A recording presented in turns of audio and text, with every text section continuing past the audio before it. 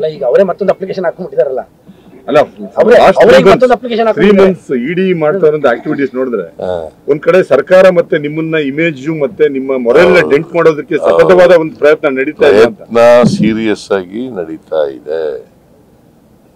ಇದು ಉದ್ದೇಶಪೂರ್ವಕವಾಗಿ ದುರುದ್ದೇಶದಿಂದ ಹಾಕಿರ್ತಕ್ಕಂಥ ಕೇಸು. ದೇರ್ ಇಸ್ ನೋ ಅಲ್ಲಿ ಇಲಿಗಾಲಿಟಿ ಇಲ್ಲ, there is no money laundering.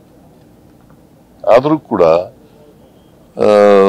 ನನ್ನನ್ನ ತೇಜೋವಧೆ ಮಾಡಬೇಕು ಅಂತೇಳಿ ಮಾಡ್ತಾ ಇದ್ದಾರೆ. ಪಕ್ಷಕ್ಕಿಂತ ಹೆಚ್ಚಾಗಿ ಸಿದ್ದರಾಮಯ್ಯ ಟಾರ್ಗೆಟ್ ಮಾಡ್ತಾ ಇದ್ದಾರೆ. ಸಿದ್ದರಾಮಯ್ಯ ಮುಖ್ಯಮಂತ್ರಿ ಅಲ್ವಾ, ಅದಕ್ಕೆ ನನ್ನ ಟಾರ್ಗೆಟ್ ಮಾಡ್ತಾ ಇದ್ದಾರೆ.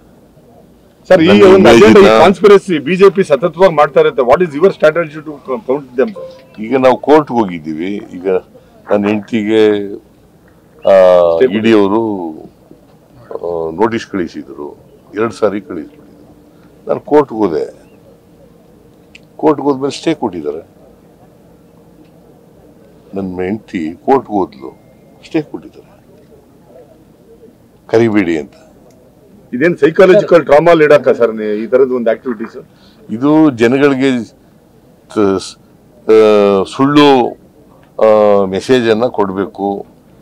ಸಿದ್ದರಾಮಯ್ಯನವರು ಈಗ ನನ್ಗೇನು ಸಿಕ್ಲಿಲ್ವಲ್ಲ, ಅದಕ್ಕೆ ನನ್ನ ಟಾರ್ಗೆಟ್ ಮಾಡಿ ನನ್ನ ಇಮೇಜನ್ನು ಇದು ಮಾಡಬೇಕು ಅಂತಕ್ಕಂಥದ್ದು ಅವ್ರ ಉದ್ದೇಶ. ಬಟ್ ಅದರಲ್ಲಿ ಅವ್ರು ಸಫಲ ಆಗಲ್ಲ.